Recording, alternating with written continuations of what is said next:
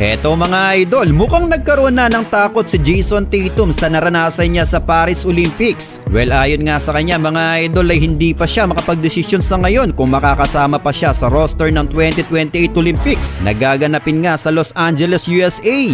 Kung babalikan natin ay 2 beses hindi pinalaro itong si Tatum sa kanilang 6 na laro ni Steve Kerr. Ito ay parehong kontra sa Serbia. Kaya ganun na lang na parang nagkaroon na siya ng takot ngayon mga idol. Para bang nararamdaman dito ni Tatum na isa siyang NBA champion tapos ibabang kulang siya sa Olympics. Well, tingin ko naman mga idol naging malaking factor talaga ang 3 veteranong sila KD, Steph at LeBron James dahil sila talaga ang binababad noon ni Steve Kerr lalo na sa mga close-out game. Well, sa ngayon nga ay may projecting lineup na agad ang Team USA at wala nga ang pangalan dito ni Tatum pero ayaw daw niya magsalita ng tapos dahil sa 4 na taon pang antayin para sa LA Olympics ay pwede pa nga daw magbago ang isip nito.